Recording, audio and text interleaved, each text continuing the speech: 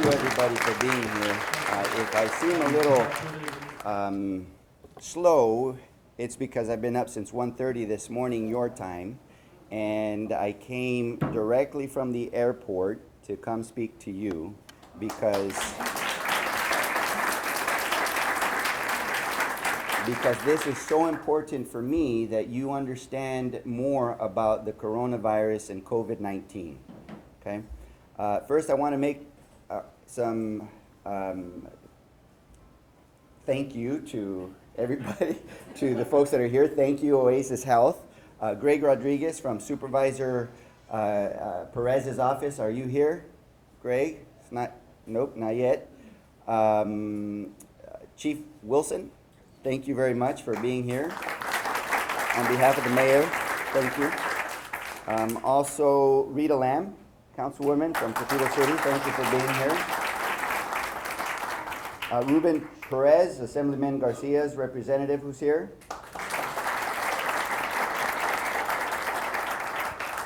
Ron Cassadine, thank you so much, Ron. And Jeff Corbin, thank you for that introduction, thank you so much. And we got this started. Kim Saruwatari is coming. I butchered his last name. Maybe it's good he's not here yet.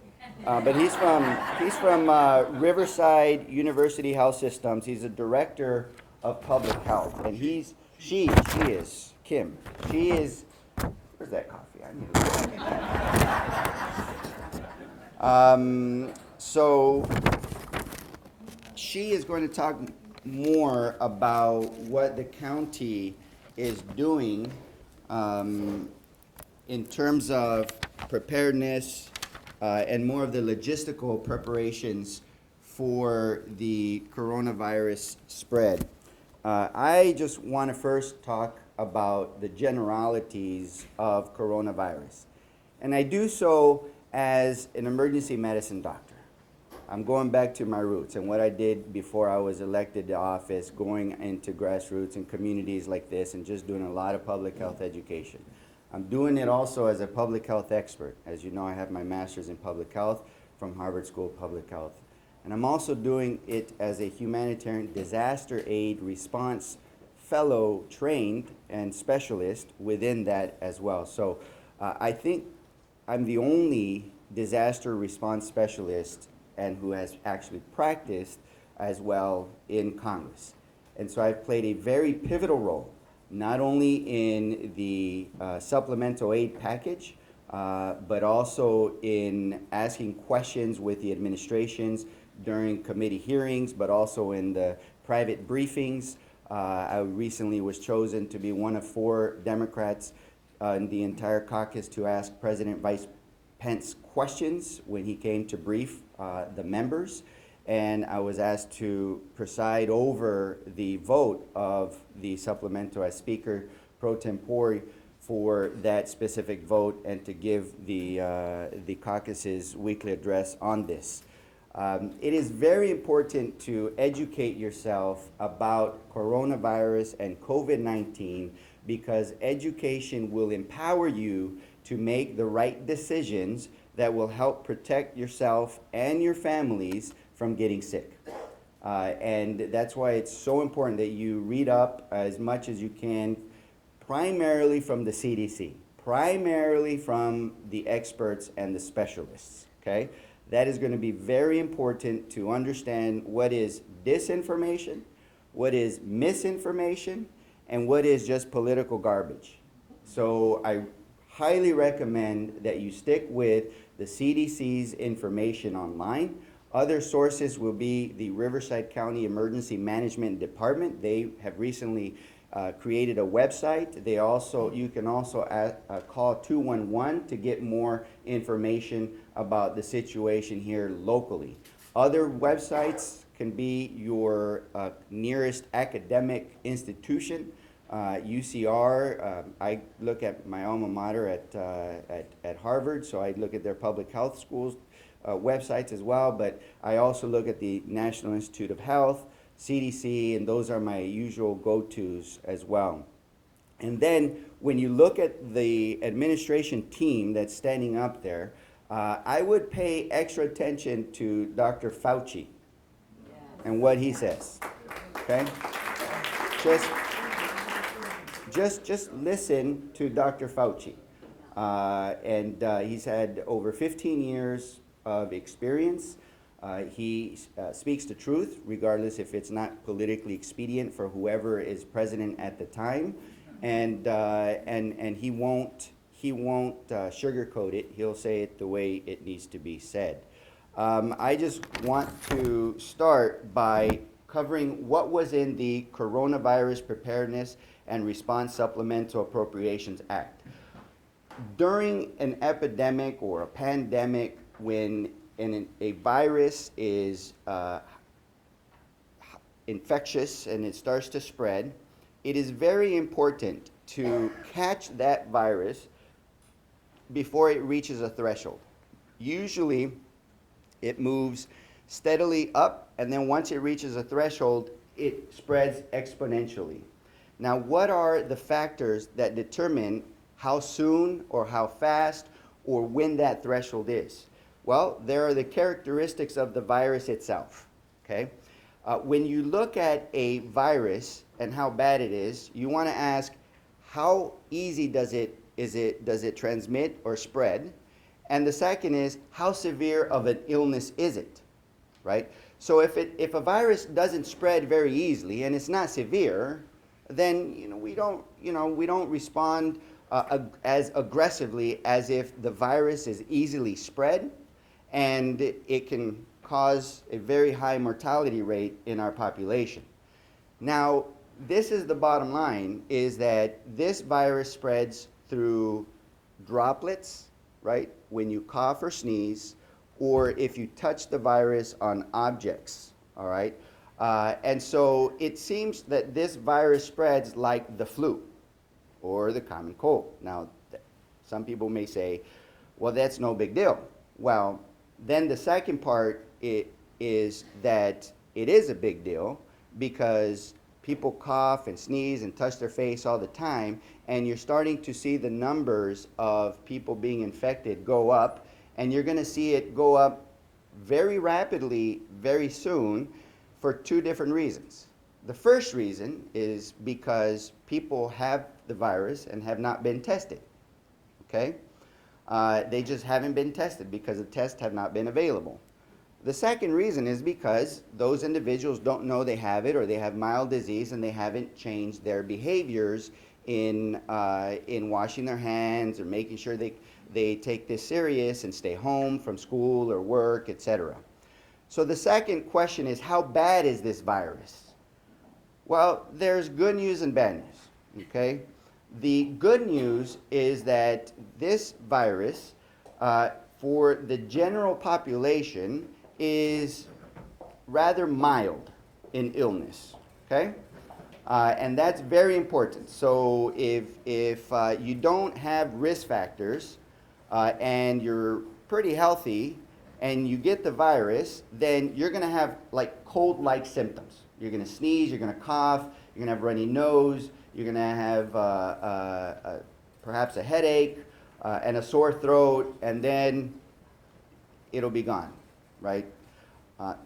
The problem is that we have identified certain risk factors for people who can get really sick. And these are the stories that you're hearing about people dying or people going into the ICU, etc. And so far, these are the risk factors. Age over 60.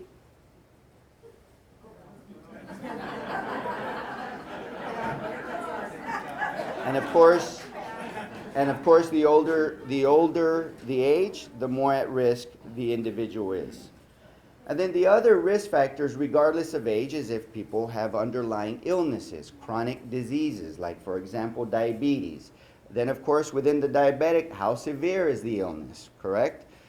Heart disease, so that you can't compensate for the infection and it overloads your system. Lung disease, so that when the virus affects your epithelial cells and you can't excrete the secretions, then you get pneumonias, and then you can go into the ICU. People with weak immune systems. Again, the older an individual gets, the less response physiologically the body has to fight infections. But there are individuals who either have HIV, AIDS, or individuals who take immunosuppressants for whatever reasons, steroids or chemotherapy for cancers, etc. So those individuals would be more at risk. Okay? So people have talked about what is risk, right? You hear the scientists talk about risk. I just mentioned that the general population risk of acquiring, there's a risk of acquiring the illness. That risk of acquiring the illness for the general population is low. Okay? However, that changes based on your exposure. And your exposure is based on whether you were in Wuhan, China, or whether you were in Iran or Italy or South Korea or any of the Japan or any of these other countries where you're starting to see large numbers of cases that's progressing upward. China now is starting to decline in the number of their cases. The other risk that you might want to consider is your proximity to an individual who has had it, or somebody who was near somebody who had it, and they don't know their status. Now, if they tested themselves with the test and they're negative, then they're negative. It's not the coronavirus, okay? So those are certain risks. And of course, if you live in Seattle or in other locations where you're starting to see a rapid spread and certain deaths in those communities, then okay, the risk of acquiring it would be different than if you lived in, in a location that there had been no reported cases. So far, in terms of the official statements, because of the tests that have been done, there are no reported cases, positive cases in the county. That's good news. Once they start testing more, that may change, because some people are self-quarantining and staying home, and then they're going to be tested, and then people are going to go into their doctor's offices once they get cold-like symptoms, and they're going to get tested, and then those numbers may very well go up, and they very well may go up rapidly.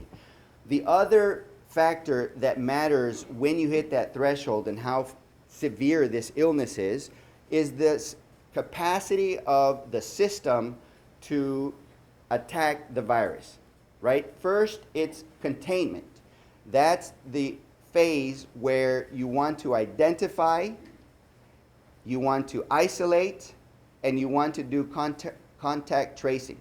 That's when you start doing the investigation so that you can really pinpoint all the individuals that are in risk. You put them inside their homes, they self-quarantine, they're not exposing anybody else, and you have a firm grasp of who is possibly at risk of getting it. So one thing happened last weekend that changed that phase of containment. And that's when you read the report that we had that first case of person-to-person transmission acquired in a community without any risk of them being in a location or being around anybody who may have had the risk of being exposed. Once that happened, more and more people started getting infected without knowing whether they had been exposed, and that's where we need to start moving towards the mitigation phase.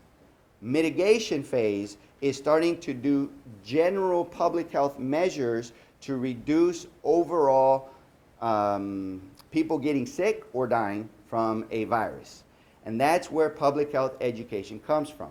Now, there are certain factors that help a system move rapidly. One is leadership, who takes it serious and says, we need to act on this before it gets here to start educating the public to get prepared, and we need to start implementing our plans and protocols now. You don't have to alarm the public, say we're very low risk, but let's just take extra precautions just in case. That's all you have to say, okay? So you need consistent information that people can trust, unless you have a failure of confidence with your leadership. The second issue, and the second issue, which is very important, is that if if you activate this, then you need to start mobilizing resources early so that you can have the personal protective devices, so that you can have the tests, so that you can have the masks, so that you can have the practices and protocols in nursing homes and senior centers and in hospitals, in people's homes, to help mitigate if it does come, to help contain and to mitigate the effects of this. See, now that's how a public health expert thinks. That's how somebody on the ground thinks. But too often, politicians want to wait. They want to wait and see. And if it gets bad, then let's act, right? Because whether it's for resources or because they want to, save the money or whatnot. But here's the problem. The problem is that once you reach that threshold, it really goes up. The other aspect of the severity of this is not just resources and protection and health education, but it's also how many ICU beds do we have? How many hospital beds do we have? How many doctors and clinics do we have in communities? Kim, you're here? Thank you for being here. And that's another, I'm going to finish my presentation and then I believe you'll give us the latest updates, your message, and then we'll open up for questions and answers. Great. See, that was the pre-show briefing that just happened in 3 seconds. So the other thing that determines the severity of this is, do we have enough resources? Do we have enough ICU beds? Do we have enough providers in communities, caregivers, and what are our protocols in nursing homes to ensure that they follow universal precautions and we keep those that are most vulnerable at risk safe, right? So that's why this emergency supplemental was so important. It has a total of $8.3 billion, not 2.5, $8.3 billion. It has more than $3 billion for research and development of vaccines, therapeutics, and diagnostics. I'll talk about that in a little bit. It has $2.2 billion in public health funding for prevention, preparedness, and response efforts, the work that the county does to not only address this, but future outbreaks. Nearly $1 billion in support of state and local health agencies who are on the front lines, work night and day to defend our nation's health. You've probably read or seen in the news that I've been really fighting to get reimbursed. And the rapid reimbursement is important, not just because we want to be fiscally sound, but primarily because rapid reimbursement is a matter of readiness capacity. If you delay funds to replenish the supplies to help bring up the staff and potentially get more staff on board, then you're going to make that county more vulnerable if they don't get it fast. So believe you me, I've been roaring like a lion in D.C. about Riverside County and March Air Reserve Base, and so it's on the list, and we're a priority. The other, it provides funds to reimburse. Okay, I said that. All right. So now in terms of coverage, there's going to be. Well, let's talk about prevention first. How does this virus spread? If you understand how it spreads, you're going to think and take measures to prevent from getting it in a way that makes sense, instead of just memorizing a list of bullet points from the CDC website. So let me explain.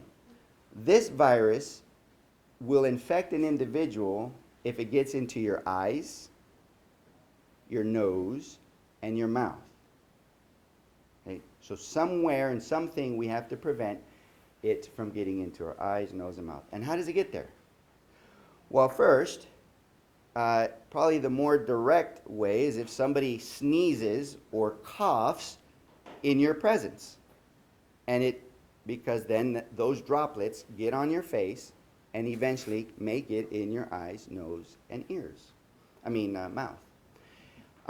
So keep in mind that if someone sneezes, the projectile can be up to 8 feet. okay?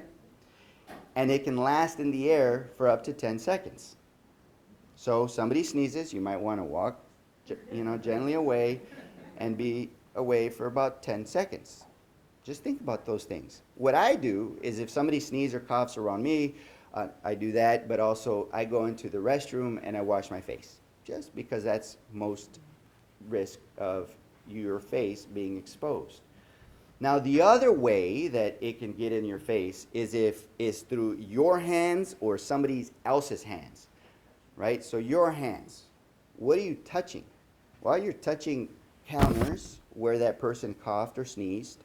And keep in mind that the virus can last on counters for days, right? So if you touch those counters, right, and then you fidget, and you rub your nose, you rub your eyes, you kind of scratch your face or something, then you've contaminated your face. Just think about that, right? Or you touch somebody who's sick, right, and next thing you know, you do the same and you contaminate yourself. So how do you prevent from it getting on your face from objects or people? Very simple, very simple. Wash your hands with soap and water. Okay, I prefer soap and water because if you start using hand sanitizer, you're going to tear up your skin. Use soap and water first and sing Happy Birthday twice, or row, row, row your boat 3 times.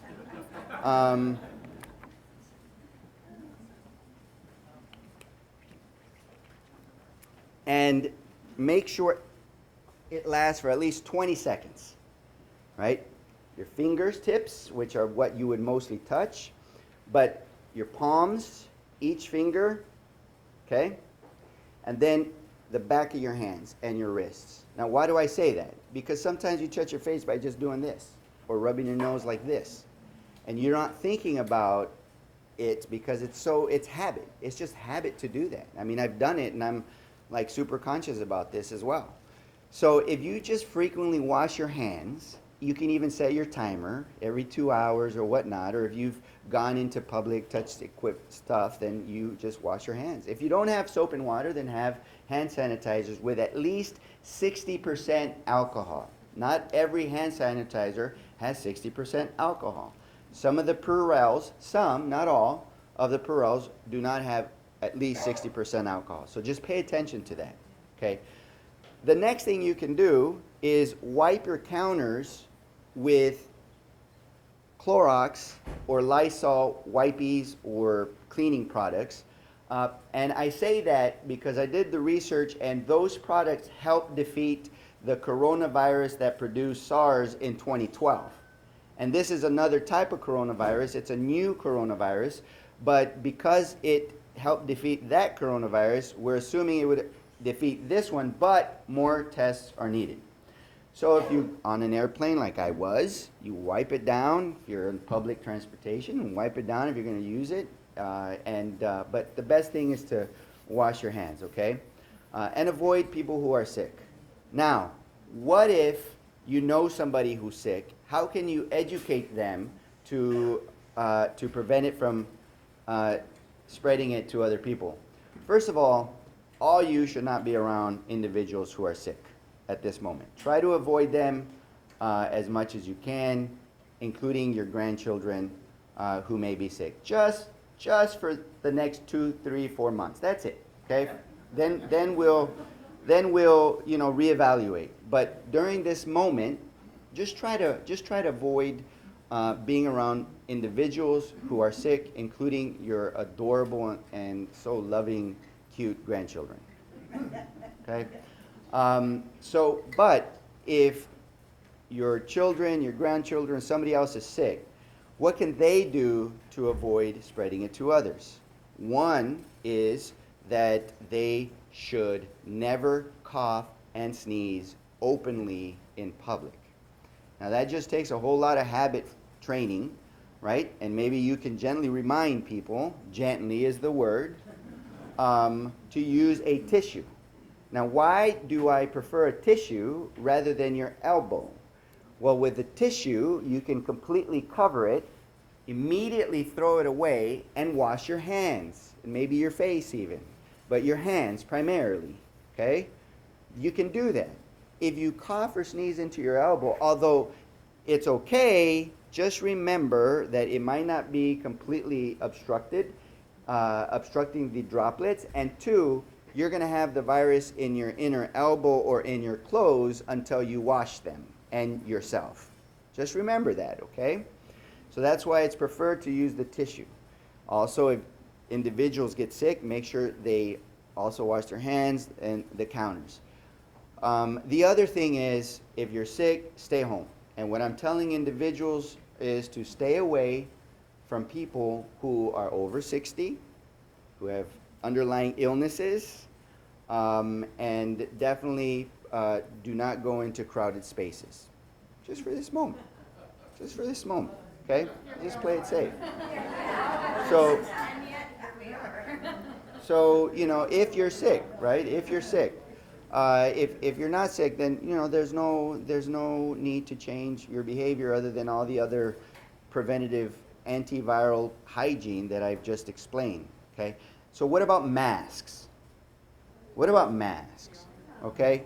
So there are certain masks that work and others that don't. So not all masks will help with the virus. So if you are well, you don't need a mask.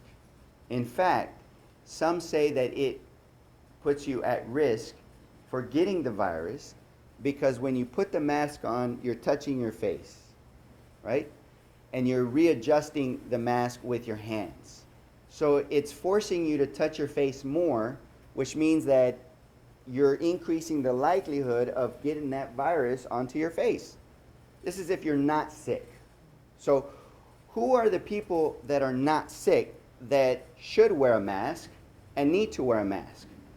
Those are the providers working in the hospitals, in the clinics, or at home taking care of people who are sick.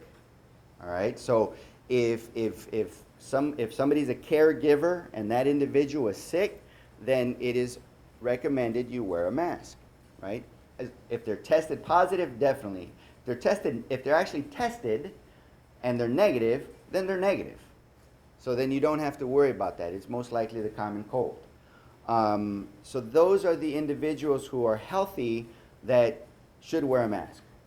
If you're sick, it's recommended to wear the mask so that you don't spread it if you sneeze, cough, etc.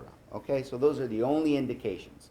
So I wouldn't go and stockpile on N as in Nancy 95 masks because we need them for the individuals in the hospitals because they are most at risk of getting the virus.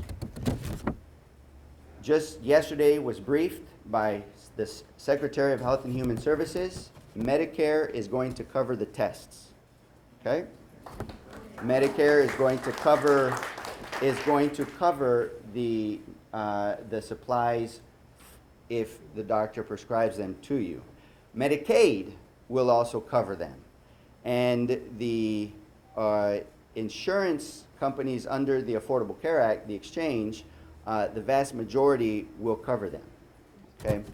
Now, if you have private insurance from a company at work, they're trying to say that they're going to lower the cost, but we'll see. But we're keeping a close eye on that as well. Medicaid and CHIP and Medicare also have agreed to cover the telehealth or telemedicine. So you don't have to go into the hospital and go to a clinic remotely and be seen and evaluated. So now lab tests. So there was a problem with the initial batch that was contaminated, and they had to recall them all back. And that's one of the reasons why we don't have a good picture. It's important to test so that we can understand the information, epidemiological, scientific information to make good choices for resource deployment and to assess the urgency of the action. If you don't have tests, you're flying blind, and that's a problem, right? So now they said, and I say they say, don't quote me that this is absolutely going to happen because they've said a lot that hasn't been necessarily accurate, but They said that by the end of this week, the CDC will send enough tests to test up to 75,000 people. And those are to the public health systems first, okay? Those public health systems will provide those tests for free for people who don't have health insurance, and test, I think I said medication, but I meant tests. And they have their state public health labs that are conducting those tests. I was told by our county, and you can confirm this, that it can take about 24 hours, and that's pretty rapid for a test like this. And it's a nasal swab, and they sent it off, and and it will come back. Then they said by the end of this week, there will be 400,000 people able to be tested. 400,000 people able to be tested by the end of the week. That will be about 1 million tests. And the reason why there's this discrepancy, well, they said 1 million tests, but now they're only saying 400,000, is because individuals require multiple tests to have confirmed that they have the virus.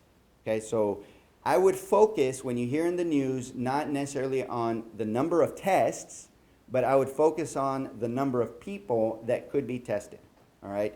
So they're working with the pharmaceutical company, or not pharmaceutical, the biotech company that produces the test, IDT, to ramp up their production to produce 1 million tests to be able to test 400,000 people.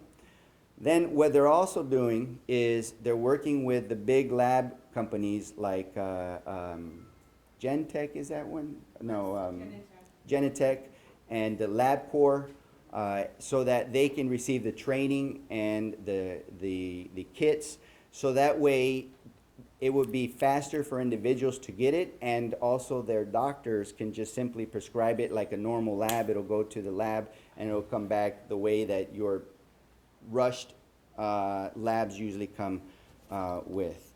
So those are the updates. I think at this point I'm going to ask Kim to come up and to talk about the county response and information you want to share as a county official to the individuals here. All right, thank you so much.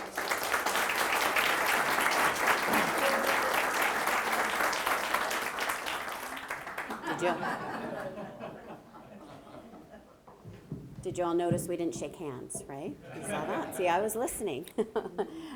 So I think Congressman Ruiz touched on a lot of the public health messaging, and we are so fortunate to have not only an actively engaged congressperson, but also a physician that understands public health. And so it almost brings tears to my eyes to hear you talk, Congressman, because he's singing the public health song and getting the message out, and we couldn't ask for anything more. So we're really thrilled. Thank you.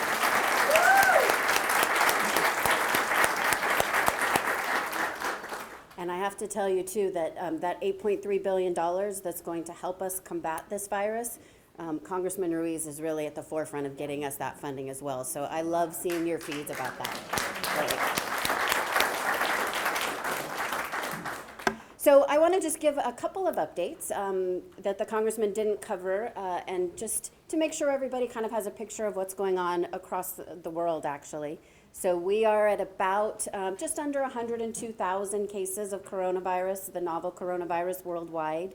We're at about 3,500 deaths. Many of these are still occurring in the countries that Congressman Ruiz mentioned. The vast majority are in China, and then South Korea, Italy, Iran. Those are where we're seeing the majority of the cases.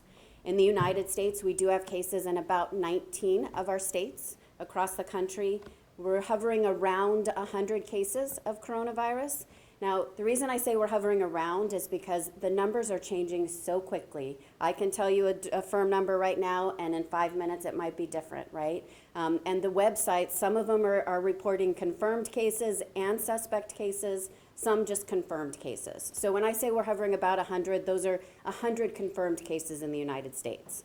That does, however, include folks who were brought back by the State Department from Wuhan, China, or people that were repatriated through the flights that came through. So that number does include that. In California, we have around 60 cases, including folks that were repatriated.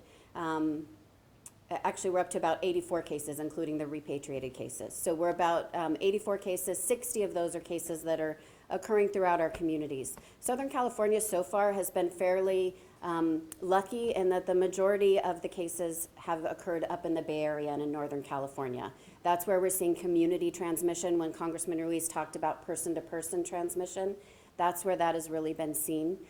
In Southern California, even though we do have a handful of cases across Southern California, they can be traced back to a specific source or a specific exposure. So we're in a little bit better situation today, but we fully expect that we will have person-to-person transmission at some point, because we have the vast majority of the population in California lives in Southern California. And we live in a world where people travel all the time, and people are social and go to events, and so I think it's something that will happen, but what happens as a result of those cases really depends on how well we get the word out now and what people are doing to protect themselves and their communities.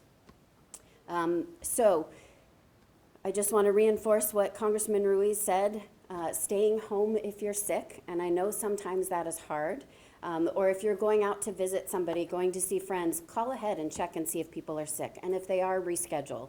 It's just not worth putting yourself or others at risk if they are sick or if you are sick. So that really is critically important. That's how diseases spread, right? If you're sick or someone else is sick, stay away so that you're not going to expose yourself or expose other people. Washing hands, I think the congressman covered it, including the demonstration, really critical, just a core public health measure, right? We're in influenza season as well, so it's going to protect you from this novel coronavirus. It's going to protect you from the flu. And if you haven't had your flu shot, it's not too late. Get your flu shot. And the reason this is important is because when you go into your medical provider and they ask you if you've had your flu shot, it's going to change how they think about what your illness might be, right? So if you have not had your flu shot, then you're going to get tested for influenza and all these other things as well. So get your flu shot and stay protected from that virus, and that will also help with the impact on our hospitals, right? We want our hospitals to be seeing people who are the sickest and need care. So keeping us all healthy will help with that. I want to just mention, so Congressman Ruiz also mentioned leadership and leadership taking this seriously. And so I want to assure all of you that in Riverside County, we are taking this extremely seriously. Our Board of Supervisors is 100% behind us, giving us the resources that we need to be able to respond to this. Obviously, our state and federal folks are also supporting us. So we've been working every single day with the hospital systems. We're in constant communication with them. We're doing conference calls with them to make sure they have the resources they need, to make sure they know what testing protocols are, how to get people tested. We're working with all of the cities. We're doing conference calls with them. We're also fire, EMS, public safety providers. So we're really trying to make sure that everybody's on the same sheet of music and that we all are working together to make sure we're minimizing the risk of spread. And then once we do see spread in the community, that we're working to mitigate that and keep people as healthy as possible. So everybody is working in this community, and we really are fortunate because we have such a long-standing history of all working together. And so I think that hopefully will give you some comfort in that we can pick up the phone and talk to each other and make things happen really rapidly. So we in Riverside County, we're very well poised to be able to do that. We also have had our Departmental Operations Center activated. And so what that means is we actually are pulling together all of our public health experts and all of our emergency management folks. Shane is here from the Emergency Management Department.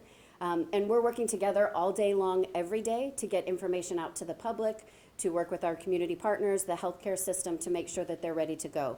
So in the very near future, check our website. It's www.rivcoPH.org, and we are in the process of today posting a bunch of new information, toolkits for businesses, frequently asked questions about the virus, how to keep yourself safe, lots of great information for healthcare providers. So that will all be up on our website and readily available for all of you. So I think I'll wrap it up with that. I'm happy to answer questions after Congressman Ruiz, but again, we take this very seriously. We're working hard every day to keep you all safe. So thank you for having me today. And a very special thank you to Kim, because this was a last minute notification. She was very flexible. She switched things around because she wanted to be here with all of you. And this is what it's going to take. This isn't, you know, we have the press here to spread the news. We have social media to spread the news. But if you can spread the news by word of mouth to your neighbors and your friends, take everything that we've said to just take that extra precautions. When you're prepared and educated, you reduce anxiety and you don't panic because you have a plan. It empowers you to take control of a situation, to do something about it, okay? Not knowing or getting mixed messages increases anxiety and therefore the panic. And that's why I'm going to go to several senior centers, nursing homes, and different large churches, both in English and Spanish. I'm also launching educational clips on social media so we can share them and disperse them both in English and Spanish so that we can just spread the word. And if this doesn't progress, then great, we were prepared, right? But if it progresses, if you start thinking about what to do when you're in the middle of a situation, then you're too late. That's what preparedness is all about. So that's why it's important to think through, well, what if I need to stay home for a couple of weeks and self-quarantine until I can get a test? What if my doctor says I need to stay home? Okay, so think those things through. What would you do? For parents, my advice is, you know, what if the school districts shut down?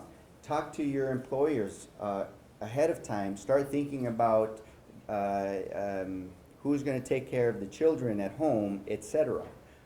Some other issues that are problematic that we are looking through and that I've addressed to the administration is that there are insurance companies that are not willing to cover tests, even though doctors thought that they were clinically relevant. They're denying them. Believe you me, we will make a fuss and expose that very soon. The other is, well, you know, what if you're sick but you don't have sick time and you don't have paid sick time or you don't have money to pay your bills? Now, the curse of the middle class is still today is that, you know, you don't have $1,000 left at the end of the month just laying around, right? Or even $500. People struggle to have to pay an unexpected bill for $500. So people are concerned, and if the CDC recommends that you stay home, then we need to think through. So there's conversation by members of Congress to see how we can support those individuals, including businesses who will take a big hit if their employees have to stay home or if they have to shut their business. When I was in the meeting with the administration, I told them as a disaster aid specialist that one of the most cost-effective way of saving lives is educating the public to make better choices, okay? And I told them I have not seen a CDC PSA on TV or radio or social media. I have not seen any educational widespread material coming from the federal government. And you know what they said? They said, oh, that's a good idea. So you will start to see, hopefully, knock on wood, some PSAs. In fact, I just got a text sitting here that the Assistant Secretary of HHS wants to talk to me on Monday about announcing, I think they're going to announce some educational material.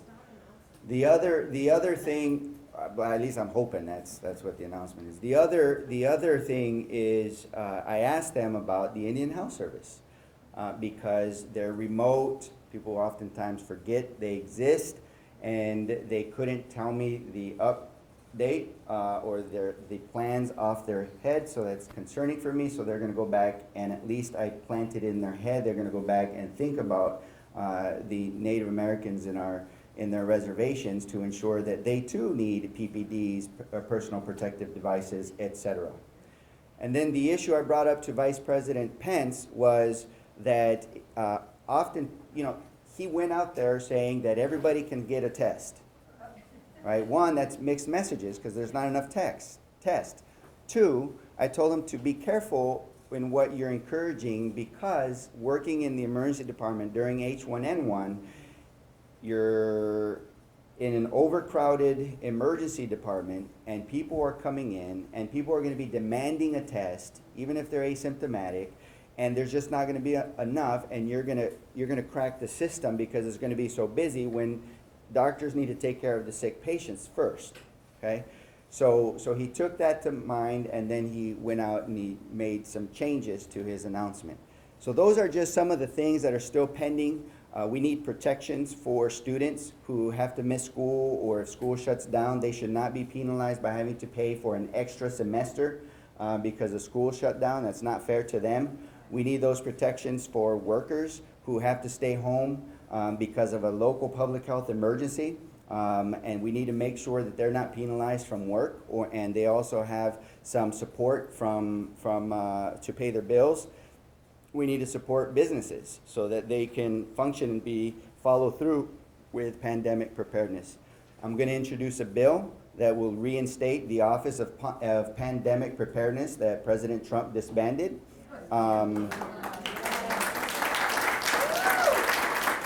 So that it's not an executive order at the whim of an administration, but it will be law that it exists. Because like we're talking, you have to think through these things beforehand and not on the moment to determine where you're going to bring back expatriates from different areas that have a high incidence of a certain infection. And so we need to do that beforehand. Questions? Yes, sir. Since this disease affects respiratory, Yes. we have a limited number of access to oxygen and respirators. And we've seen in China they built hospitals to provide the oxygen.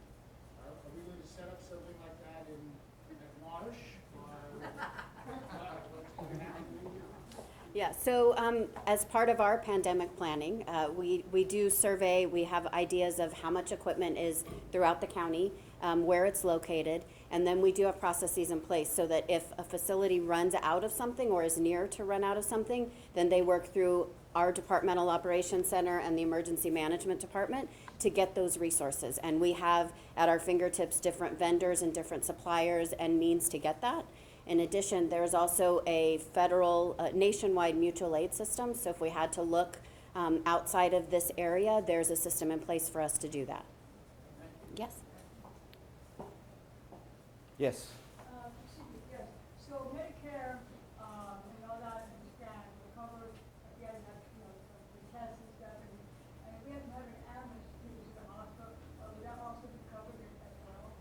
That's a good question, and right now I would say that what I was told by Seema Vera from CMS was that the testing, the diagnostics, and the care for individuals seeking the diagnostics and care for coronavirus would be covered. But like I said, we'll be vigilant, and if you run into any problems with that, then you let my office know. The other thing is that I wouldn't call an ambulance unless you have the criteria of calling an ambulance. There's, right? And then if you do, this is very important, if you do get sick and you feel like maybe I'm sick with the coronavirus, call your doctors and your healthcare providers ahead of time so that they can put their masks on and you don't expose them, okay? Yes. All right, another question? Oh, you and then you. Yes, Dr. Ruiz, I've heard that this could go through the homeless population like wildfire. What would be done to go out and test them, and what precautions would be taken if any were found to be Well, that's a very good question. The homeless are exposed because they're in the elements. There's no room they can be self-quarantined into, and plus, a lot of them have malnutrition, meaning their immune systems are weak. Several of them are over the age of 60, and several of them also have problems with addiction, like alcohol and others, that further weakens their immune system and produces organ disease that puts them at that higher risk.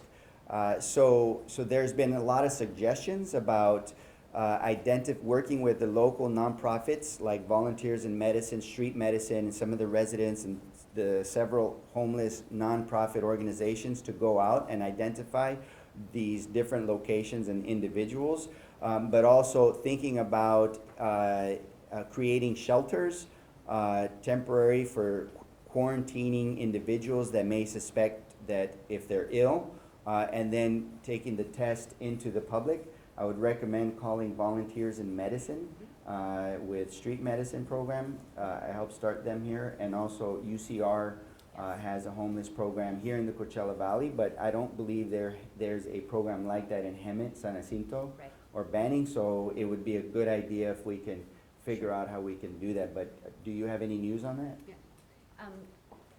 So no particular news on that, but we'll certainly follow up on those partnerships. We do have partnerships with existing homeless providers who provide services to homeless individuals, and so we are working with them to provide them with education so that they can be an amplifier of the messaging, right, on how to stay safe. For fixed shelters, we are looking at making sure that they have adequate hand washing supplies and stations, and doing again the education around staying away from sick people, cohorting sick people together, communicating with us if they believe that somebody is sick and may be at risk for the coronavirus. And then we're doing a lot of education with our EMS providers. So if they get called out to a homeless encampment, then they know what to do with folks in terms of contacting the local public health department, what PPE they should be wearing, and how to handle that. So we still have work to do in that arena. It's a critically important area, but we are making some headway in that.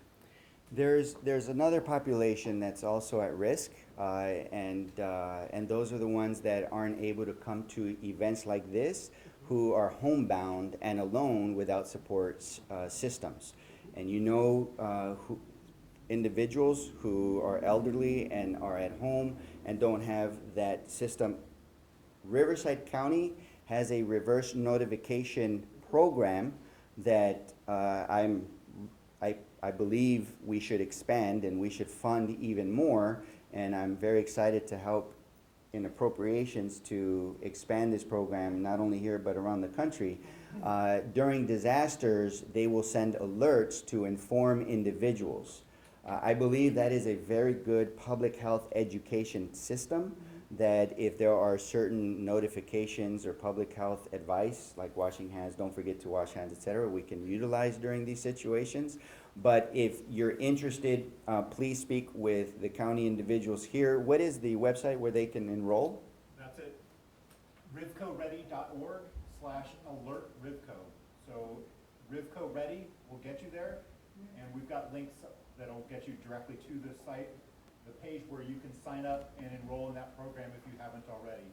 You put your address in there, and when we need to send alerts, we send the alerts to geographic areas. It's a county-controlled program, so we can send out very localized information to local residents. It's different than the other alerts you may get for, say weather or Amber Alerts. So it's something that you actually have to enroll in.